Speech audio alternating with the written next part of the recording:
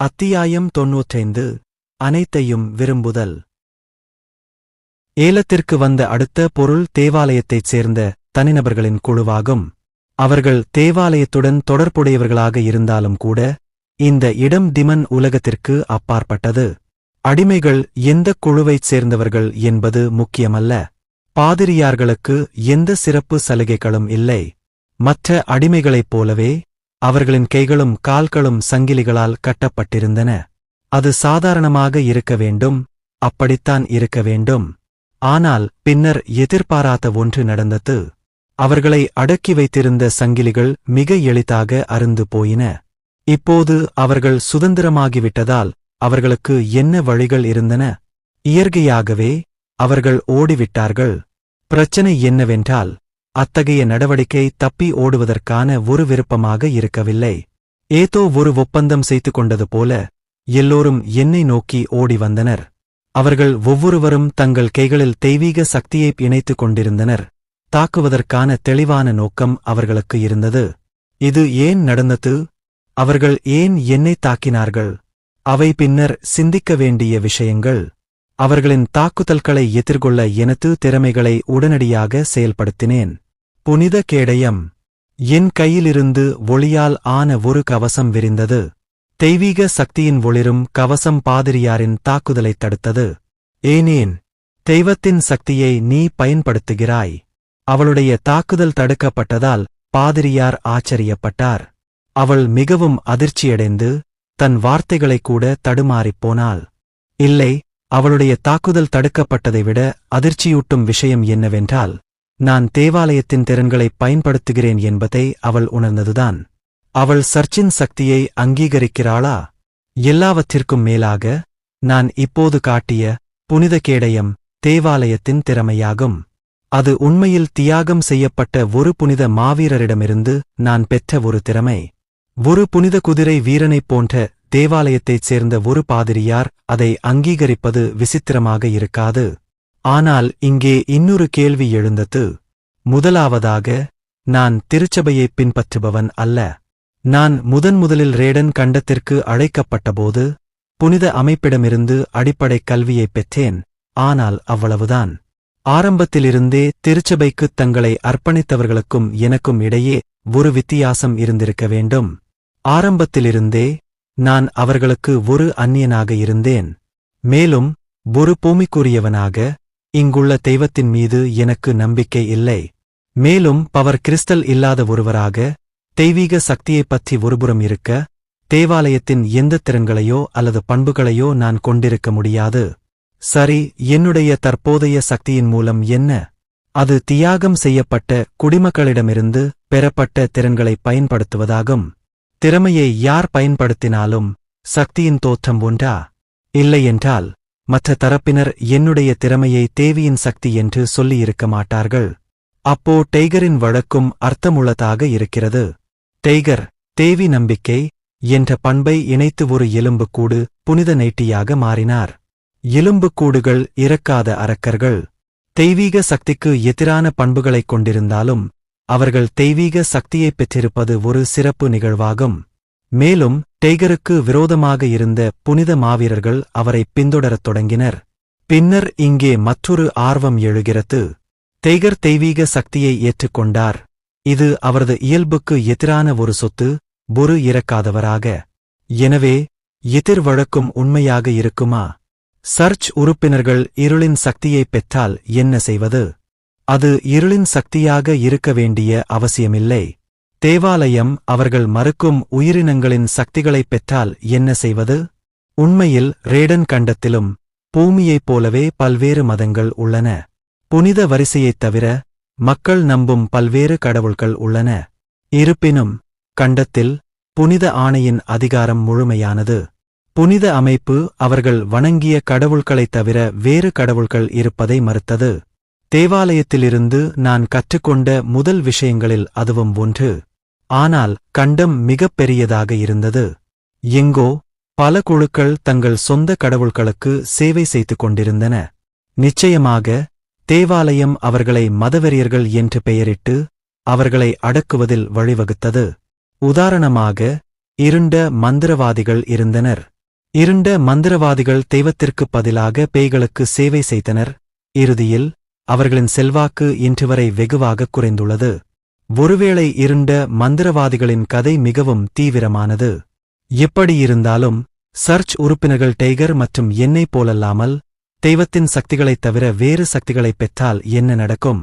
எதிர் பண்புகளைக் கொண்ட சக்திகள் டைகரையும் என்னையும் போல இணைந்து வாழுமா? அல்லது அவர்கள் தெய்வத்தைத் தவிர வேறு கடவுள்களை சேவிப்பதால் தங்கள் அசல் சக்திகளை இழந்து விடுவார்களா? இது சுவாரஸ்யமாக இருக்கிறது. தற்போது பூமியில் உள்ள வேட்டைக்காரர்கள் பவர் கிறிஸ்டல் எனப்படும் அமைப்பை நம்பியிருப்பதாக கூறலாம். நானும் விதிவிலக்கல்ல. அதேபோல் புனித பிரிவைச் சேர்ந்த உறுப்பினர்களும் தெய்வத்திடமிருந்து சக்தியைப் பெறுவதாக நம்புகிறார்கள். தெய்வத்திடமிருந்து சக்தி பெறுவது உண்மை என்று வைத்துக் கொள்வோம். இப்படிப்பட்ட சூழ்நிலையில் ஒருவர் தெய்வத்தைக் காட்டிக் கொடுத்தால் என்ன நடக்கும்? நான் கண்டுபிடிக்க வேண்டும். எனது தற்போதைய சக்தி உண்மையில் எங்கிருந்து வருகிறது? ஒருவேளை இது அந்த கேள்விக்கான பதிலுக்கு என்னை நெருக்கமாகக் கொண்டு வரக்கூடும். ஆனால் நான் அமைதியாக இருந்தபோதே என்னை தாக்கிய பாதிரியார் மீண்டும் பேசினார். உண்மையில் நீங்கள் எந்த பதிலும் அளிக்க முடியாது. தேவாலயத்தை கைவிட்ட ஒரு துரோகி. அவள் என்ன பேசுகிறாள்? ஒரு துரோகி. நான் பேசுவதற்கு முன்பே அச்சச்சோ! பின்னால் இருந்து ஒரு அலறல் சத்தம் வந்தது. திடீரென தோன்றிய ஏலக்காவலர்கள் நிலைமையைச் சீர்படுத்தினர். அனைத்து புனித மாவீரர் பயிற்சியாளர்களின் தொண்டைகளும் அழகாக வெட்டப்பட்டன. அது தெளிவாக ஒரு சுத்தமான மரணம். இப்போது தேவாலயத்தில் 2 உறுப்பினர்கள் மட்டுமே எஞ்சியிருந்தனர். எனக்கு முன்னால் ஒரு பாதிரியார், தரையில் படுத்திருக்கும் ஒரு பாதிரியார். தரையில் விழுந்தவர் தொடக்கத்திலிருந்தே நல்ல நிலையில் இல்லை. இதுவரை அவர் அதிர்ஷ்டசாலியாக இருந்திருக்கலாம். ஆனால் அது காலத்தின் ஒரு விஷயம் மட்டுமே. ஏலக்காவலர்கள் மெதுவாக பாதிரியாரை நோக்கி முன்னேறிக் கொண்டிருந்தனர். ஆனால் அவர்களின் செயல்களில் எனக்கு அசௌகரியம் ஏற்பட்டது. ஹா! இவர்களைப் பாரு. இந்த சம்பவம் ஏலத்தின் போது நடந்தது. அடிமைகளின் நிர்வாகத்தில் இவ்வளவு குழப்பம் எப்படி நடக்க முடியும்? மேலும் இந்த இடம் எனக்கு மட்டுமல்ல, மற்றவர்களுக்கும் இருந்தது. இந்த சம்பவம் ஏன் நடந்தது என்பது குறித்து விசாரணை நடத்தப்பட்டாலும் கூட அவர்கள் உண்மையைக் கண்டுபிடிப்பதற்குப் பதிலாக ஆதாரங்களை அழிக்க முயற்சிப்பது போல் தோன்றியது. தேவாலய உறுப்பினர்கள் திடீரென்று இங்கு விரைந்து வந்தது விசித்திரமாக இருந்தது. ஆனால் காவலர்களிடமிருந்து வந்த பதில் இன்னும் விசித்திரமாக இருந்தது. ஆர்ச்லித், வீழ்ந்த பாதிரியாரை இங்கே அழைத்து வாருங்கள். எனது கட்டளைப்படி ஆர்ச்லிச் உடனடியாக தனக்கு அடுத்ததாக இருந்த மற்றொரு எலும்புக்கூட்டை பிடித்து முன்னோக்கிக் கொண்டு வந்தார். எலும்புக்கூட்டை ஒரு கேடயமாக பயன்படுத்தி காவலர்களை நோக்கிச் சுட்டிக்காட்டினார். சிறிது நேரத்திற்கு முன்பு எலும்புக்கூடு வெடிப்பதைக் கண்ட காவலர்கள் ஆர்ச்லிச் முன்னோக்கி அடியெடுத்து வைத்து தங்கள் பாதையில் நின்றபோது தயங்கினர். மற்றொரு வெடிப்பில் சிக்கிக் கொள்வோமோ என்ற பயம் அவர்களை முன்னேற விடாமல் தடுத்தது. இந்த மோதலில் நடுங்கிய ஆர்ச்லித் நடுங்கும் எலும்புக்கூட்டை பிடித்துக் கொண்டு விழுந்த பாதிரியாரைப் பிடித்தார். அவருடைய நிலைமை மிகவும் மோசமாக உள்ளது. அவர் மேடையில் ஏறும்போதே கட்டுகளால் மூடப்பட்டிருந்தார். அவர் தனது மோசமான நிலையில் இருந்து சரிந்துவிட்டதாகத் தோன்றியது. இதன் காரணமாக மற்றவர்களைப் போல அவர் உடனடியாக மரணத்தை எதிர்கொள்ளவில்லை. அது அதிர்ஷ்டம். ஆர்ச்லித் சிறிது நேரம் வாங்கும்போது நானும் கையை நீட்டி என் முன்னால் இருந்த பாதிரியாரின் கையைப் பிடித்தேன். பிறகு நான் அவளிடம் கிசுகிசுத்தேன். நீ இங்கேயே இறக்க விரும்பவில்லை என்றால் அமைதியாக இரு. அதைச் சொல்லிவிட்டு ஆர்ச்லிச் கொண்டு வந்த மற்ற பாதிரியார் மீது நான் ஒரு திறமையைப் பயன்படுத்தினேன். தெய்வத்தின் குணப்படுத்துதல். என்னுடைய தெய்வீக சக்தி தரத்திற்கு நன்றி. அது ஒரு கிரேடு திறமையாக மட்டுமே இருந்தாலும் தெய்வத்தின் குணப்படுத்துதலின் விளைவு மிகப் பெரியதாக இருந்தது. என் கையிலிருந்து மீண்டும் ஒருமுறை ஒளி பரவியது. ஆனால் இந்த முறை அது முந்தைய ஹோலி ஷீல்ட் திறனிலிருந்து வேறுபட்டது. மிகவும் பிரகாசமான வெளிச்சம் அந்த பகுதியையே பிரகாசமாக ஒளிரச் செய்தது. அது உயிர்ச்சக்தியால் நிறைந்ததாக உணர்ந்தேன். மிக முக்கியமாக காயங்களால் மூடப்பட்டிருந்த பாதிரியாரின் முகம் படிப்படியாகத் தெளிவடைந்து அவரது உடலில் இருந்த காயங்கள் லேசாக குணமடையத் தொடங்கின. நிச்சயமாக குறைந்த தரம் காரணமாக முழுமையான குணப்படுத்துதல் சாத்தியமற்றது. ஆனால் அது முன்பை விட மிகவும் சிறப்பாக இருந்தது. நான் என் திறமையால் பாதிரியாரை குணப்படுத்தும்போது அவள் ஆச்சரியப்பட்ட கண்களால் என்னை பார்த்தாள். யாரு நீங்க? நான் ஆபத்தானவள் இல்லை என்பதை உணர்ந்ததால் அவள் ஏதோ சொல்ல விரும்புவது போல் தோன்றியது. அவர்கள்தான். ஆனால் இப்போது அவள் வார்த்தைகளைக் கேட்க நேரமில்லை. நான் அவளை அமைதிப்படுத்தினேன். இப்போதைக்கு அமைதியாக இருப்பது எனக்கு உதவியாக இருந்தது. நான் அவளை ஓரளவு அமைதிப்படுத்தி சுற்றுமுற்றும் பார்த்தபோது ஒரு உருவம் தன்னை வெளிப்படுத்திக் கொண்டது. நான்தான் இந்த நிகழ்வை நிர்வகிக்கிற செர்னு. பொறுப்பான நபர் இறுதியாக வந்தாரா? இந்த முறை நடந்த அனைத்து சம்பவங்களும் முழுக்க என் தவறுதான். ஏலத்தின் சார்பாக முழுமையாக விசாரித்து இழப்பீடு வழங்குவதாக நான் உறுதியளிக்கிறேன். நான் வெறுமனே ஒரு கடுமையான முகபாவத்துடன் மற்ற தரப்பினரை பார்த்தேன். மானங்கெட்ட பையன், வெட்கம் இல்லாமல் பேசுறான் பாரு. அவள் சொல்லாமலேயே அவன் என்ன சொல்ல வருகிறான் என்பதை யாராலும் ஊகிக்க முடியும். எனவே இழப்பீடு எதிர்பார்க்கப்பட்டது. எல்லாவற்றிற்கும் மேலாக அத்தகைய நிலைமை ஏற்படுவதை யார் தடுத்தார்கள்? மேலாளர் தன்னை செர்னு என்று அறிமுகப்படுத்திக் கொண்டு இழப்பீடு தருவதாக உறுதியளித்தாலும் அதிகமாக கேட்பது அவனுக்கு எதிராகவே செயல்படும். ஒரு மூலையில் இருக்கும் எலி கூட பூனையைக் கடிக்கும் என்று அவர்கள் சொல்லவில்லையா? நியாயமாகக் கோருவோம். போதும். இப்போதைக்கு போதுமான அளவு எடுத்துக்கொள்ளலாம்னு நினைச்சேன். இன்னொரு கோணத்தில் நானும் என் கீழ் பணிபுரிபவர்களும் இங்கே சிக்கிக் கொண்டோம். இங்கிருந்து தப்பித்த பிறகு எடிசா மூலம் நான் முறையாக ஆட்சேபனைகளை எழுப்ப முடியும். இனிமேல் நான் இன்னும் பிஸியாகப் போகிறேன். அதை மனதில் கொண்டு நான் செர்னுவை நோக்கி வாயைத் திறந்தேன். மேலிருந்து நிலைமையைக் கவனித்த செர்னு தன் உடலை விரைவாக நகர்த்தினான். அவள் எதிர்பார்த்ததற்கு முற்றிலும் மாறுபட்ட முறையில் நிலைமை உருவாகிக் கொண்டிருந்தது. எங்கே தவறு நடந்தது? ஆரம்பத்தில் அது மற்ற தரப்பினருக்கு அவர்களின் சொந்த மருந்தின் சுவையை வழங்குவதாகவே இருந்தது. அடிமைகள் அவர்களைத் தாக்கினால் ஏலம் உடனடியாக தலையிடும் என்று அவர் கற்பனை செய்திருந்தார். முதலில் அனைத்து அடிமைகளும் இறந்து மறைந்துவிடுவார்கள் என்று கருதப்பட்டது. பின்னர் இறுதியில் சான்றுகள் மறைந்துவிடும், சங்கத்தின் சக்தி நிரூபிக்கப்படும், மேலும் அவர்கள் மேலாதிக்கம் பெறுவார்கள். ஆனால் உண்மை வேறு மாதிரியாக இருந்தது. பாதிரியாரின் தாக்குதலை பிளாக் மாஸ்க் எளிதில் தடுத்தான்.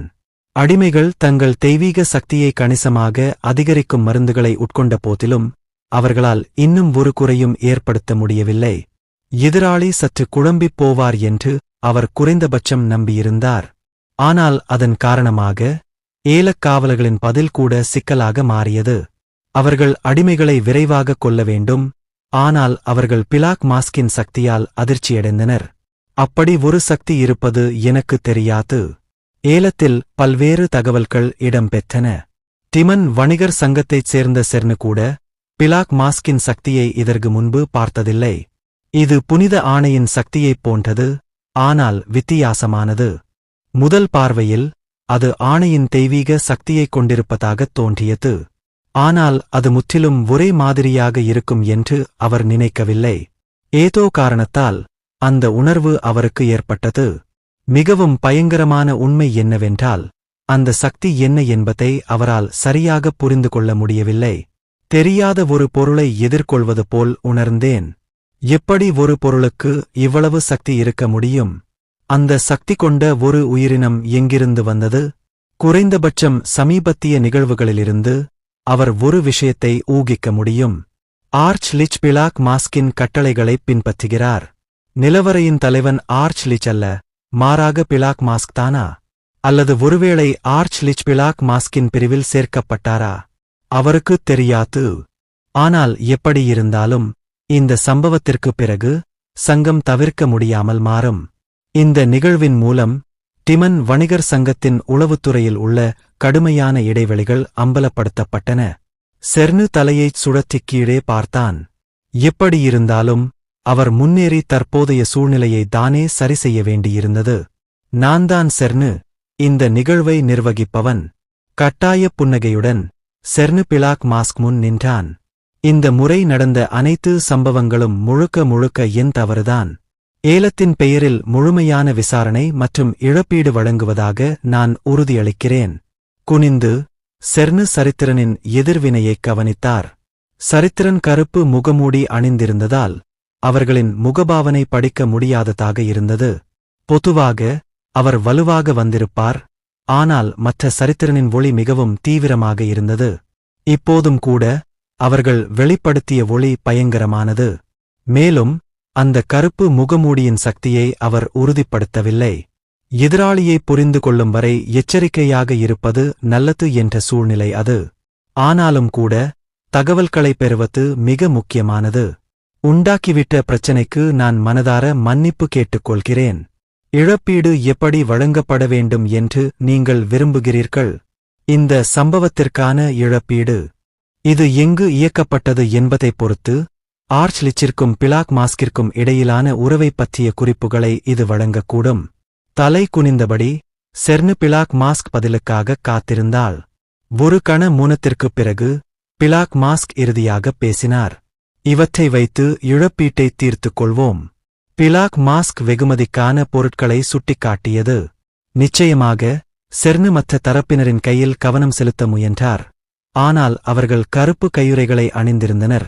இதனால் அவர்களின் இனத்தை அடையாளம் காண முடியவில்லை. நிச்சயமாகவே அவர்கள் உண்மையிலேயே முழுமையான மனிதர்கள். முதல் முறையாக அவர்களின் குரலைக் கேட்டதில் செர்னு திருப்தி அடைய வேண்டியிருந்தது. பிளாக் மாஸ்கின் குரல் ஒரு இளைஞனின் குரலுக்கு நெருக்கமாக இருந்தது. ஆனால் அந்தக் குரலை மட்டும் வைத்து அந்த மற்றவரின் இருப்பை அவனால் தீர்மானிக்க முடியவில்லை. உண்மையில் தர்ஷினி என்ற காட்டேரி கூட ஒரு பழமையான உயிரினமாக இருந்தபோதிலும் இளம் குரலைக் கொண்டிருந்தது. உதவியற்ற நிலையில் பிளாக் மாஸ்க் சுட்டிக்காட்டிய இலக்குகளை செர்னு உறுதிப்படுத்தினார்.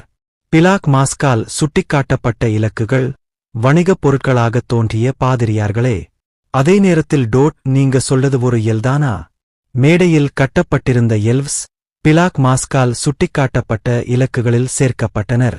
செர்னுவின் முகபாவனை இருட்டாக மாறியது. அவரைத் தாக்கிய பாதிரியார்கள் விரும்பத்தக்கவர்கள் என்பது புரிந்து கொள்ளத்தக்கது. ஆனால் செர்னுவைப் பொறுத்தவரை பிளாக் மாஸ்க் விரும்பிய பாதிரியார்களை அவரால் ஒப்படைக்க முடியவில்லை. எல்லாவற்றிற்கும் மேலாக அவர் பாதிரியார்களைப் பயன்படுத்தி தற்போதைய சூழ்நிலையை ஒழுங்குபடுத்தவில்லையா? அவர்கள் கேள்வி இல்லாமல் கொல்லப்பட்டிருக்க வேண்டும்.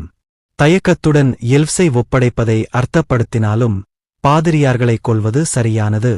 இந்த சம்பவத்தின் விவரங்களை பாதிரியார்கள் தேவையில்லாமல் வெளியிட்டால், அவர்கள் உயிருடன் இருக்க அனுமதிக்கப்பட்டால் என்ன செய்வது?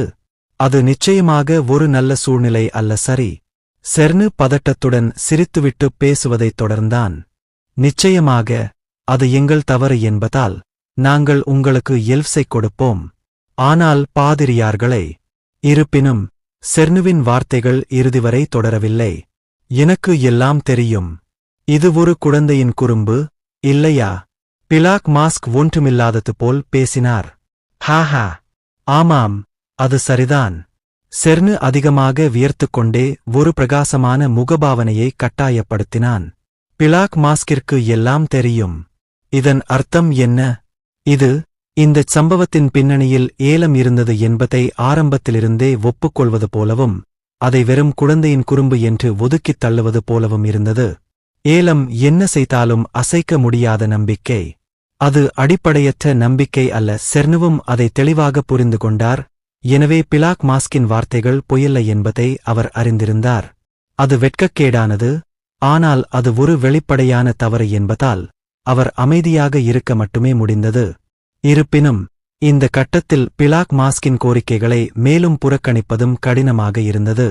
எல்லாம் ஏற்கனவே அம்பலமாகிவிட்டதால் பாதிரியார்களை ஒப்படைப்பது நல்லது என்று தோன்றியது.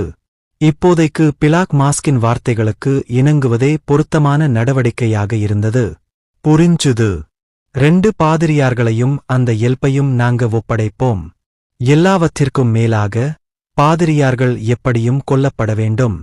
எல்வ்ஸ் அரிதாக இருந்தாலும் சங்கம் அவற்றைப் பின்தொடர முடிவு செய்தால் அவற்றைப் பெறுவது சாத்தியமற்ற இனமல்ல.